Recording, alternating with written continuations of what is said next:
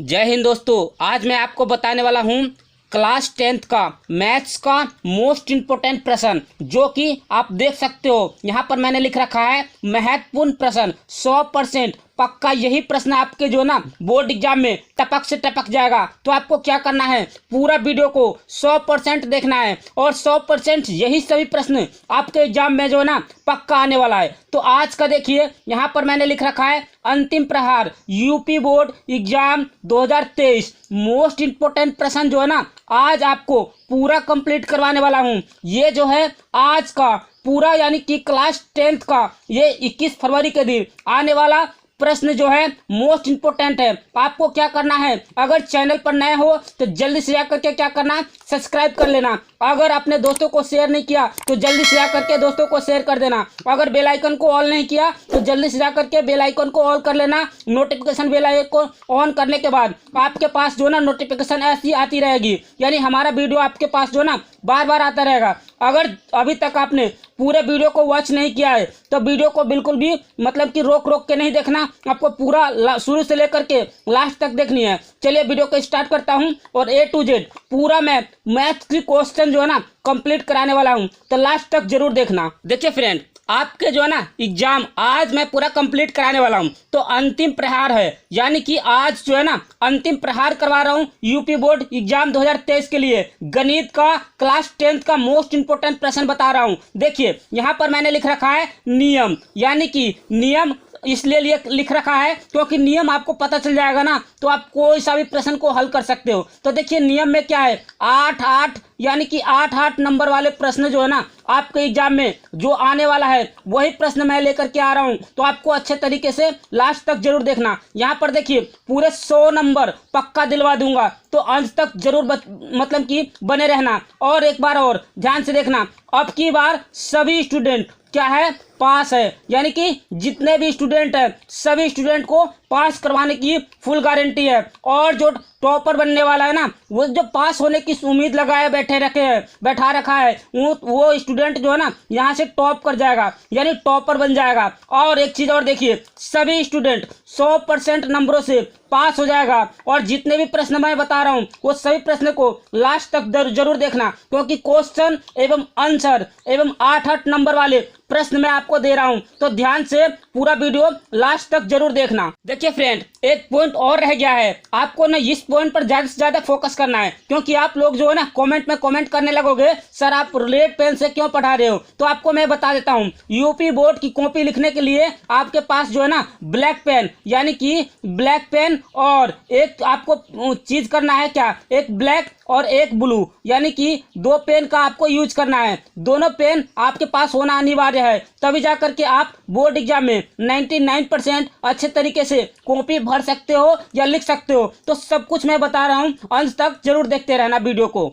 देखिए friend, question number मैंने यहाँ पर लिख रखा है 21, यानी कि क्वेश्चन नंबर 1 इसको आप समझ लीजिए। क्वेश्चन नंबर 21 मैंने लिख रखा है क्योंकि ये पार्ट 2 है, मैथ्स का मैंने कंप्लीट करवा दिया है, उसका डिस्क्रिप्शन में लिंक दे दूंगा। अब देखिए यहाँ पर जो मैंने लिख रखा है मोस्ट इंपोर्टेंट प्रश्न है। देखिए, एक नाव पुल की ओर आ रही है, किसी क्षण पुल का उन्नयन कोण 30 अंश हो जाता है, यानी कि 30 डिग्री के देखा गया है। तब नाव को यानी कि नाव के उसी चाल से 4 मिनट चलने के पश्चात पुल का उन्नयन कोण 60 अंश का हो जाता है। तो नाव को पुल तक पहुंचने में कितना समय लगेगा, यानी कि कितना यानी टी से समय हो जाता है, यानी कितना समय लगेगा। तो आपको क्या करना है, सबसे पहले इसका डायग्राम बनाना है। जैसे मान लीजिए एक नाव है जो कि क्या हो रहा है, पुल की ओर जा रहा है, आपको इस प्रकार से ही बनाना है। एक नाव पुल की ओर गया, पुल की ओर जाने के बाद कुछ पश्चात बाद ये इसका जो है ना 2 उन्नयन कोण बनेगा। एक जो है यहाँ पर मैं आपको दिखा देता हूँ, एक तो 30 का बना रहा है और एक जो है 60 का बना रहा है। जो 30 का बनाएगा ये वाला कोण जो है ना हमारा उन्नयन कोण, ये 30 का बनाएगा, ये हमारा 30 का हो गया। इसके बाद दूसरा कोण जो बनाएगा ये हमारा 60 का बनाएगा। आपको इसी प्रकार से लिखना है। और इसके बाद ए हो गया, इसके बाद आप यहाँ पर लिख सकते हो बी, इसके बाद यहाँ सी, इसके बाद यहाँ डी। अब देखिए ये तो आपका डायग्राम बन गया। अब देखिए 4 मिनट चलने के पश्चात मान लीजिए अगर यहाँ से जैसे कि कोई भी नाव है, मान लो यहाँ से लेकर के यहाँ तक चल रहा है, तो 4 मिनट चलने के पश्चात पुल तक पहुंचने में कितना समय लगेगा। मोस्ट इंपोर्टेंट प्रश्न बता रहा हूँ, ध्यान से देखोगे ना तो गारंटी है 2023 में यह प्रश्न जो है ना टपक से टपक जाएगा। तो अच्छे तरीके से पूरा वीडियो को लास्ट तक जरूर देखते रहना। देखिए फ्रेंड, आपको क्या करना है, सबसे पहले तो देख लीजिए इसकी ऊंचाई जो है ना h होता है। यहाँ पर कुछ नहीं दिया है तो इसको x मान लेंगे, यहाँ भी कुछ नहीं है तो इसको y मान लेंगे। और इसके बाद हमें क्या करना क्या है, जैसे देखिए इसका ये दूरी हो गया, इसका ये दूरी हो गया, तो आपको क्या करना है x प्लस वाई, इस प्रकार से आपको लिख देनी है x प्लस वाई करके ये h हो गया। अब इसको सॉल्व करते हैं, हल लिख लिया हमने। सबसे पहले देखिए त्रिभुज ए यानी कि त्रिभुज ए डी बी में या त्रिभुज ए डी सी में आपको कोई सा एक त्रिभुज ले लेना है। तो हमने ले लिया यहाँ पर ए डी और बी में, ए डी बी में, इस प्रकार से आप लिख सकते हो। फिर इसके बाद आपको क्या करना है, tan लिख करके tan 30 इज इक्वल टू क्या हो जाएगा h upon x plus y। अब देखिए tan 30 का मान कितना होता है, तो 1/√3 is equal to h upon x plus Y. अब देखिए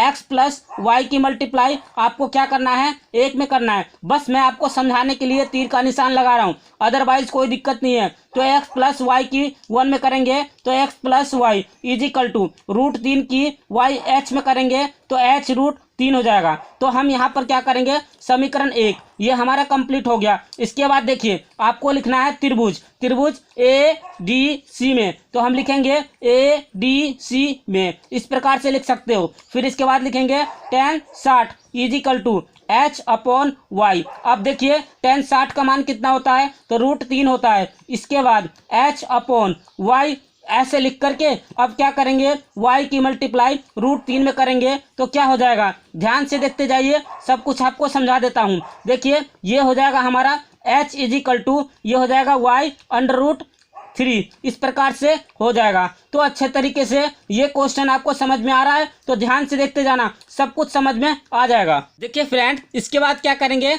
h का मान समीकरण 1 में रखने पर तो हम लिख देते हैं यहाँ पर, या तो आप लिख भी सकते हो h का मान समीकरण 1 में रखने पर, समीकरण 1 में रखने पर आप इसको अच्छे तरीके से लिख सकते हो, रखने पर, इस प्रकार से आप लिख करके कर सकते हो। लिख करके करोगे तो बहुत ही अच्छा रहेगा और एग्जामिनर आपका फुल में से फुल मार्क्स देगा। तो आप लिख सकते हो h का मान कहाँ रखना है, समीकरण 1 में, तो यहाँ पर लिखेंगे x plus Y is equal to h के स्थान पर देखिए हम क्या रखेंगे, y√3। फिर देखिए यहाँ पर √3 पहले से ही है तो हम यहाँ लिख देंगे √3। अब देखिए यहाँ पर लिख सकते हैं x plus Y is equal to ये हो जाएगा 3y। अब देखिए इसके बाद मैं थोड़ा ऊपर लिख लेता हूँ आपको सब कुछ दिखाने के लिए, थोड़ा ध्यान से देखिएगा क्योंकि एक पेज में जो है ना ये सवाल आने वाला नहीं था, बट मैं यहाँ पर आपको करके दिखा रहा हूँ। ये क्वेश्चन समझने की कोशिश करना, पक्का 100% यही प्रश्न आएगा। देखिए यहाँ पर हम लिख सकते हैं x प्लस, इसके बाद देखिए 3y यानी कि x प्लस, ध्यान से देखिए ये गलत हो गया, x प्लस नहीं x बराबर यहाँ पर 3y माइनस का ये जो y है ये इसके पीछे लगा दीजिए तो ये हो जाएगा हमारा माइनस का 2 यानी कि y आ जाएगा केवल y। तो देखिए यहाँ पर हम घटा सकते हैं, 3y माइनस 1 करेंगे तो कितना बचेगा 2y। अब यहाँ पर हम लिख सकते हैं y is equal to x upon 2 और x का मान 4 मिनट कह रहा है ना तो y इज इक्वल टू 4/2 कर दीजिए, 2 2 जा 4 यानी कि हमारे पास y is equal to 2 minutes यानी कि 2 मिनट हमारा राइट आंसर है। मोस्ट इंपोर्टेंट प्रश्न है, अच्छे तरीके से आप इसको नोट कॉपी में नोट कर लेना। चलिए अब नेक्स्ट प्रश्न की ओर चलता हूं और आपको स्टेप बाय स्टेप इसी प्रकार से दिखा देता हूं। देखिए फ्रेंड, नेक्स्ट क्वेश्चन है क्वेश्चन नंबर 22 यानी कि 22। आप इसको क्वेश्चन नंबर 2 समझ लेना। अब देखिए यहाँ पर मैंने लिख रखा है वेरी मोस्ट इंपोर्टेंट प्रश्न, जो कि 2023 में टपक से टपक जाएगा। देखिए यहाँ पर लिखा है किसी मीनार के आधार से ए तथा बी दूरी पर एक ही रेखा में स्थित दो बिंदु क्रम से ए तथा बी को देखने पर मीनार के ऊपरी सिरे के उन्नयन कोण पूरक पाया जाए तो सिद्ध कीजिए। मीनार की ऊंचाई अंडर रूट में ए, अंडर रूट के अंदर है ए बी, तो यही हमें क्या करना है, सिद्ध करना है। मोस्ट इंपोर्टेंट प्रश्न है। सबसे पहले तो देखिए एक मीनार बनानी है, तो मीनार आपको पता होना चाहिए। ये मीनार इस प्रकार से बनेगा। अब देखिए मीनार बना लिया। मीनार बनाने के बाद आपको इस प्रकार से करना है। इसके बाद करने के बाद आपको क्या करना है, देखिए कोटि पूरक कोण जब भी आपको दिख जाए, जहां भी दिखे, तो आपको क्या करना है, पहले वाले को थीटा मानेंगे और दूसरे वाले कोण को क्या मानेंगे, 90 माइनस थीटा। इस प्रकार से आप कर सकते हो। तो 90 माइनस थीटा ये जो है ना हमारा अच्छे तरीके से यानी आपको समझ में आ रहा होगा। अब देखिए यहाँ से लेकर के यहाँ तक की जो दूरी है, यहाँ तक की ये बी है, और यहाँ ए से लेकर के यहाँ सी या डी तक की जो दूरी है ये हमारा ए है। मोस्ट इंपोर्टेंट प्रश्न है। आप जो है ना इसके बाद ए बी सी और डी इस प्रकार से नाम दे सकते हैं, और इसके बाद इसकी ऊंचाई कितनी है, एच है। मोस्ट इंपोर्टेंट प्रश्न है। अगर आपको ये चित्र जो है ना डायग्राम समझ में आ गया ना, तो गारंटी आपका नंबर ये 6 नंबर का नहीं है, डायरेक्ट आपको 8 नंबर पूरे प्राप्त हो जाएगा। यानी कि अंक कितने मिलने वाला है, तो 8 नंबर का है। मोस्ट इंपोर्टेंट प्रश्न है। अच्छे से पूरा क्वेश्चन को जरूर देखना। देखिए फ्रेंड, आपको क्या करना है, यहाँ पर लिखना है हल। इस प्रकार से लिख करके आपको सॉल्व करना है। सबसे पहले तो देखिए ए बी सी में तो आपको लिखना है त्रिभुज, या इंट्रायंगल भी लिख सकते हो, यानी इंग्लिश मीडियम वाले भी देख सकते हैं इस वीडियो को। इंट्रायंगल ए बी सी में इस प्रकार से अच्छे तरीके से लिख सकते हो। इसके बाद क्या करेंगे, सबसे पहले देखिए ये लिखेंगे tan theta. tan theta is equal to लंब बटे आधार, यानी कि लंब यानी कि हमारा लंब बटे आधार हो गया।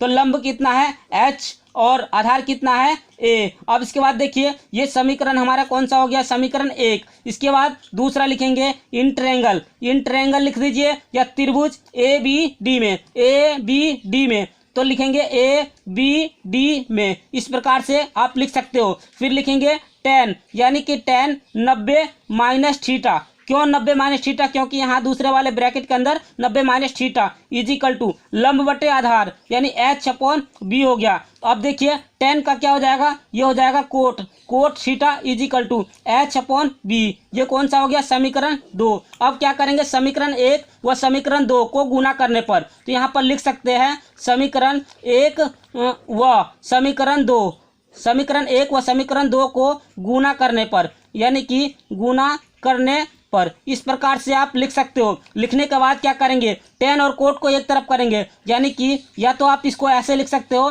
tan theta multiply cot theta is equal to ये वाला पक्ष को इस साइड लिखना है h upon A multiply h upon B. अब देखिए यहाँ पर हम इसको काट भी सकते हैं, तो आपको इस प्रकार से मैं दिखाने की कोशिश करता हूँ, समझ में आ जाएगा। जैसे देखिए आप इसको क्या करोगे, tan को या तो कोट में बदल दो या कोट को tan में बदल दो। तो हमने क्या करा, tan को ही बदल दिया। तो देखिए यहाँ पर हमने जो लिखा है यानी कि 1 अपॉन कोट यानी कोट थीटा, और यहाँ पर जो है ये हो जाएगा h का स्क्वायर अपॉन ये जो बराबर का चिन्ह है h square upon A B, ये हमारा राइट हो गया। इसके बाद देखिए कोट से कोट कैंसिल कर देंगे, तो ए बी की गुना 1 में करेंगे तो A B is equal to h का स्क्वायर। तो देखिए h बराबर रूट के अंदर ए बी, यानी कि ये क्वेश्चन हमारा क्या हो गया, सिद्ध हो गया। और लास्ट में हम क्या करेंगे, यहाँ पर लिख देंगे इत्ती सीधम, यानी कि इत्ती सीधम। मोस्ट इंपोर्टेंट प्रश्न है। तो अच्छे तरीके से आपको क्या करना है, इस पूरे प्रश्न को अच्छे तरीके से अपने नोट कॉपी में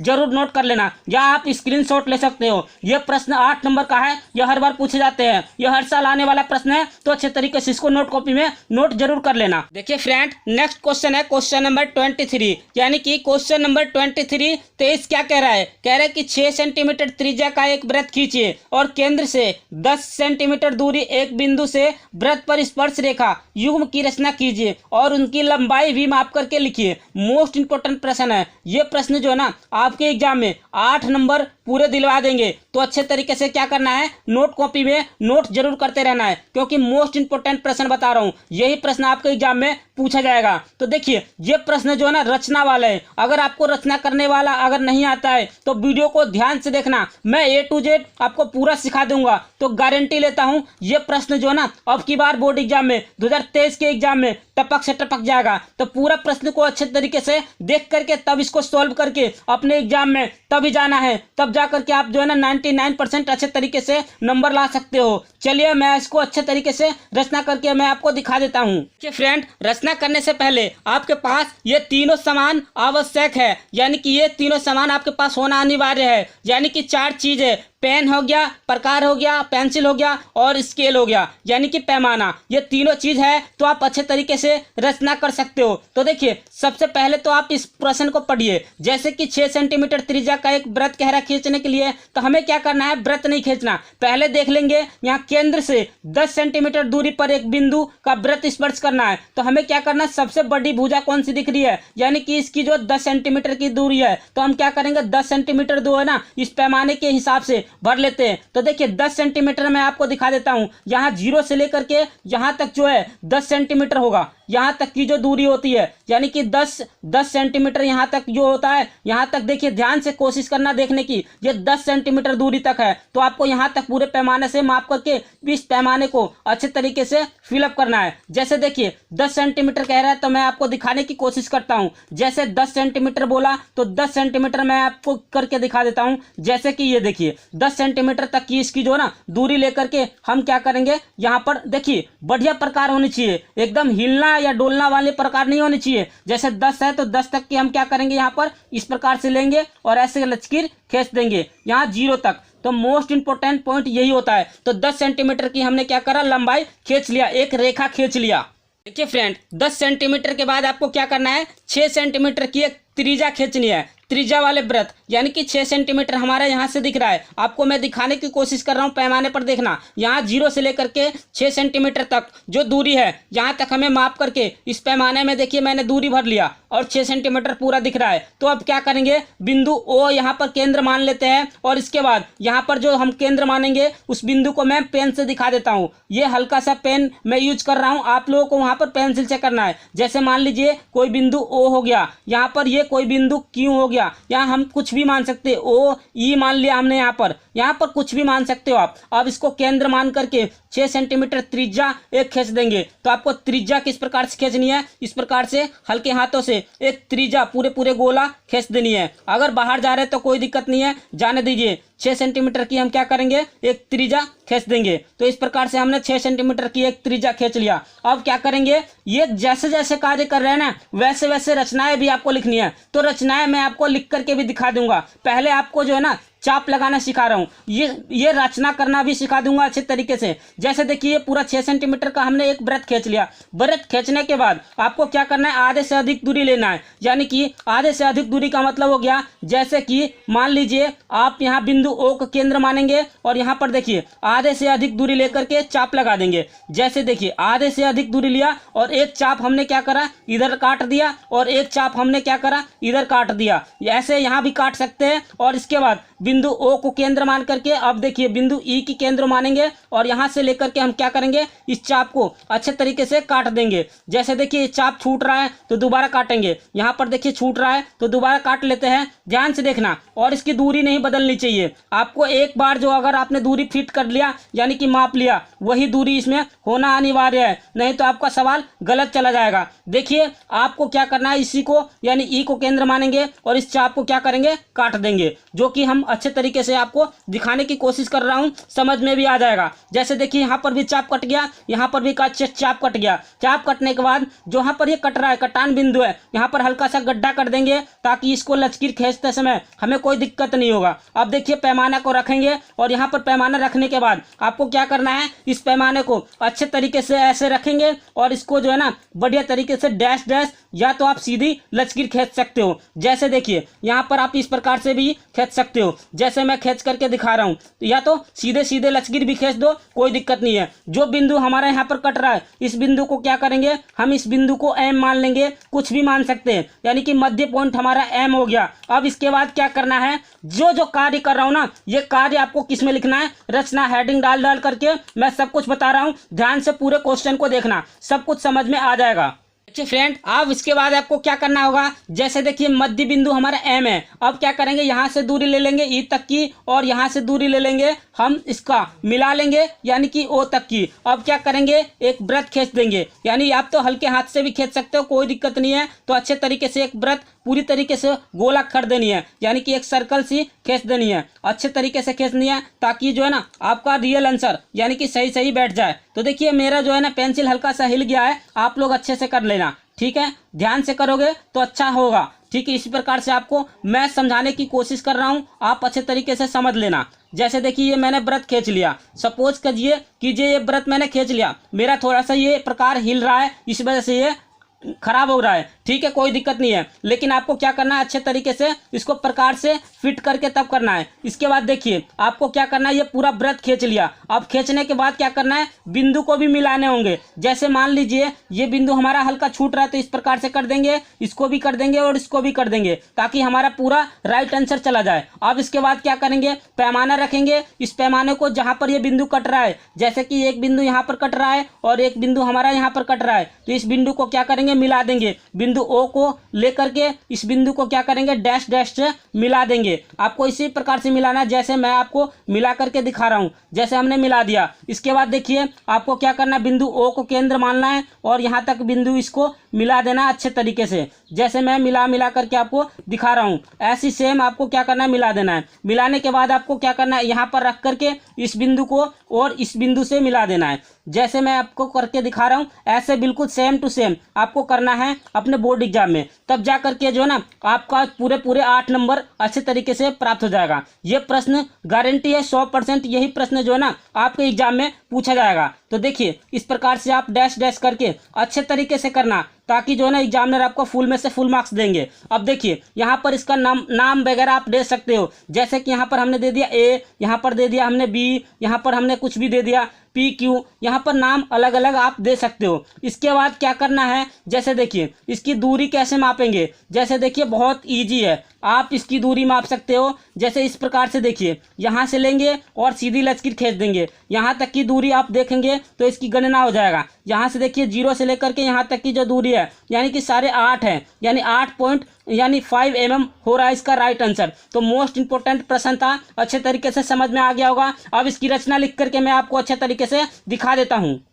देखिए फ्रेंड, आपको क्या करनी है, इस सवाल की रचना करनी है। सबसे पहले आपको लिखना है हेडिंग में, सबसे पहले नंबर पर सबसे पहले हमने क्या करा, 10 सेंटीमीटर की एक सरल रेखा खींचा, यानी कि एक हमने क्या करा, एक रेखा खींच दिया, जो कि आपको इस प्रकार से दिख रहा होगा। ये 10 सेंटीमीटर की एक रेखा खींच दी। रेखा खींचने के बाद आपका दूसरा नंबर है 6 सेंटीमीटर त्रिज्या का एक वृत्त खींचा, यानी कि 6 सेंटीमीटर यानी ओ का केंद्र मान करके 6 सेंटीमीटर त्रिज्या की एक हमने क्या करा, वृत्त खींच दी। तो जो हमने कार्य किया है उसके बारे में लिखते जाना है। फिर तीसरा पॉइंट क्या है, बिंदु ओ को केंद्र मान करके आधे से अधिक दूरी लिया और दोनों तरफ क्या करके चाप लगा करके दोनों को काट दिया। तो देखिए आधे से अधिक दूरी लिया यहाँ तक, इसके बाद इधर चाप लगा दिया और इधर चाप लगा करके इसको क्या करा, काट करके मध्य बिंदु पर हमने क्या कर दिया, मिला दिया। इसके बाद आपको क्या लिखना है, इसके बाद आपको लिखना है जो बिंदु एम पर रख करके एक वृत्त खींच दिया। जो हमने क्या करा, बिंदु एम को वृत्त मान करके केंद्र मान करके एक हमने क्या करा, गोला सा वृत्त खींच दिया। वृत्त खींचने के बाद अब देखिए पांचवा पॉइंट क्या है, ओ A is equal two O B को मिलाया। तो देखिए यहाँ पर आप देख सकते हो ओ A is equal two O B को मिलाया, फिर ओ वी को भी मिला दिया, यानी कि ये वाला भुजा इस भुजा के बराबर है, इसलिए हमने मिला दिया। मिलाने के बाद छठा पॉइंट क्या है, ए E is equal to B E, यानी कि ए E is equal to B E, ये दोनों पॉइंट को भी क्या करा, हमने मिला दिया। मिलाने के बाद लास्ट में आपको क्या कर रहा है, ए ई और ओ बी की जो गणना करेंगे, यानी कि मापांक मापेंगे, यहाँ से लेकर के बिंदु यहाँ तक की मापेंगे स्केल से, तो इसकी दूरी जो हो रहा है ना 8.5 सेंटीमीटर हो रहा है। तो मोस्ट इंपोर्टेंट है, आपको यहाँ तक करने हैं और 8 नंबर अच्छे तरीके से प्राप्त कर लोगे। चलिए अब नेक्स्ट प्रश्न की ओर चलता हूँ और आपको स्टेप बाय स्टेप इसी प्रकार से दिखा देता हूँ। देखिए फ्रेंड, नेक्स्ट क्वेश्चन है क्वेश्चन नंबर 29। यहाँ पर देखिए हमने लिखा है 5 सेंटीमीटर त्रिज्या के एक वृत्त पर ऐसी दो स्पर्श रेखाएं खींचिए जो परस्पर 60 के कोण पर झुकी होती है। मोस्ट इंपोर्टेंट प्रश्न है, तो अच्छे तरीके से इस प्रश्न को आपको खुद ही करनी है। ये होमवर्क में दे रहा हूँ, मोस्ट इंपोर्टेंट प्रश्न है। 2023 में टपक से टपक चलता है, टपक से आ जाएगा ये प्रश्न, टपक से टपका आ जाएगा प्रश्न, यानी कि 2023 में ये आने वाला संभावना है प्रश्न को। तो चलिए नेक्स्ट प्रश्न की ओर चलते हैं और आपको स्टेप बाय स्टेप इसी प्रकार से दिखा देता हूँ। देखिए फ्रेंड, नेक्स्ट क्वेश्चन है क्वेश्चन नंबर 25, यानी कि 25 प्रश्न क्या कह रहा है, चित्र में यानी कि यानी ओ ए सी बी ओ, केंद्र ओ और त्रिज्या 3.5 सेंटीमीटर वाले एक वृत्त का चतुर्थांश है। यदि O D is equal to 2 centimetre तो छायांकित भागों का क्षेत्रफल, जो छायांकित भाग है इसका क्षेत्रफल कितना होगा। तो आपको इस प्रकार से डायग्राम बना लेनी है। जैसे देखिए ए डी ओ बी में इस प्रकार से आपको दिख रहा होगा। तो देखिए यहाँ से बी और डी की जो 3.5 सेंटीमीटर होता है दूरी, और डी और ओ के जो 2 सेंटीमीटर दूरी है, और ए और डी के 1.5 सेंटीमीटर दूरी है, और ए और ओ के 3.5 सेंटीमीटर इसकी दूरी है। तो आपको क्या करना है, इस डायग्राम को अच्छे तरीके से देख लेनी है। देखने के बाद आपको लिखना है चतुर्थांश ओ ए सी बी ओ में, यानी त्रिज्या इजिकल टू, यानी त्रिज्या का जो मान है 3.5 सेंटीमीटर है, तो आप यहाँ पर लिख सकते हो 3.5 सेंटीमीटर। इसके बाद देखिए आप ये ओ ए और ओ ए यानी ओ बी और ओ ए नहीं लिख सकते, कोई दिक्कत नहीं है, आर बराबर 3.5 सेंटीमीटर। इसके बाद आपको लिखना है यानी कि ओ ए सी ओ बी में, यानी बी ओ का यानी क्षेत्रफल, यानी ओ ए सी बी ओ का क्षेत्रफल 1/4 पाई आर स्क्वायर। तो आपको क्या करना है, 1/4 और पाई का मान 22/7 और आर का मान 3.5 सेंटीमीटर, इसका स्क्वायर करेंगे, फिर काट पीट देंगे तो ये आ जाएगा हमारा 9.625। फ्रेंड बोलते बोलते गला सूख जाता है, फिर भी मैं कोशिश करता हूं आपको मोस्ट इंपोर्टेंट प्रश्न बताने की और देने की। तो आप लोग क्या कीजिए, जल्दी जल्दी क्या कीजिए, लाइक जरूर करना है, कमेंट प्यारा सा कर दीजिएगा। अब देखिए 9.625 सेंटीमीटर स्क्वायर, फिर आएगा बी ओ ए बराबर 90 डिग्री, यानी कि B O A is equal to 90 degree हमारा हो रहा है 90 डिग्री यानी 90 अंश। तो आप लिख सकते हो। फिर बी ओ डी का क्षेत्रफल 1/2 आधार इंटू लंबाई, यानी आधार इंटू लंबाई, आधार का मान 3.5 सेंटीमीटर, लंबाई का 2 से 2 कैंसिल, तो ये आ जाएगा 3.5 सेंटीमीटर, यानी कि 3.5 सेंटीमीटर। अब क्या करेंगे, इसको घटा देंगे तो कितना हो जाएगा, ये 3 यानी कि जो हमारा 9.625 में से 3.5 सेंटीमीटर घटाएंगे तो 6.125 सेंटीमीटर स्क्वायर आ जाएगा। राइट आंसर मोस्ट इंपोर्टेंट प्रश्न है, तो अच्छे तरीके से इसको क्या कीजिए, नोट कॉपी में नोट कर लेना है। चलिए अब नेक्स्ट प्रश्न की ओर चलता हूं और आपको स्टेप बाय स्टेप इसी प्रकार से दिखा देता हूं कि फ्रेंड और भी बहुत सारे क्वेश्चन है जो कि मैं कल बताऊंगा, मोस्ट इंपोर्टेंट प्रश्न है। आप क्या कीजिए, इन सभी प्रश्न को नोट कॉपी में नोट कर लीजिए, मैं कल इसका आंसर बता दूंगा अच्छे तरीके से। देखिए प्रश्न नंबर 26 मोस्ट इंपोर्टेंट प्रश्न है, जल्दी जल्दी आप इसको क्या कीजिए, स्क्रीनशॉट ले लीजिए। अब देखिए नेक्स्ट प्रश्न है, प्रश्न नंबर बहुत ज्यादा प्रश्न है, यानी 28 प्रश्न नंबर है, इधर 27 प्रश्न नंबर है। तो 28 को जल्दी से आप क्या कीजिए, नोट कॉपी में नोट कर लीजिए, कॉपी में जल्दी जल्दी इसको नोट कर लीजिए, क्योंकि कल इस प्रश्न को मैं करवाने वाला हूं। इसके बाद देखिए और भी प्रश्न है, जो कि यहाँ पर देखिए 30 प्रश्न है, यहाँ पर 29 प्रश्न नंबर लिखा हुआ है। तो 29 के बाद 30 जो है प्रश्न नंबर, इसको क्या कीजिए, नोट कॉपी में नोट जरूर कर लीजिए, क्योंकि मोस्ट इंपोर्टेंट प्रश्न है। अच्छे तरीके से यही प्रश्न जो है ना आपके एग्जाम में पूछा जाएगा। अब इसके देखिए, इसके पीछे वाला भी मैं आपको दिखा देता हूँ। ये सभी प्रश्न, जितने भी प्रश्न मैं बता रहा हूँ ना, ये सभी प्रश्न जो ना कभी न कभी एग्जाम में आया हुआ है। तो आपको क्या करना है, सभी प्रश्न को नोट कॉपी में नोट कर लेना है। कल मैं लास्ट में ये सारी वीडियो जो है ना आपको दे दूंगा, क्योंकि बहुत ज्यादा जो है टाइम हो रहा है, इसीलिए मैं आपको जल्दी जल्दी ये चीज बता रहा हूँ। फ्रेंड 27वां प्रश्न है, ये 27वां प्रश्न जल्दी से आप नोट कॉपी में नोट कर लीजिए, कल इसके बारे में मैं इसका हल बता दूंगा अच्छे तरीके से। अब देखिए नेक्स्ट प्रश्न की ओर चलता हूँ और आपको स्टेप बाय स्टेप सभी प्रश्न को अच्छे तरीके से दिखा देता हूँ।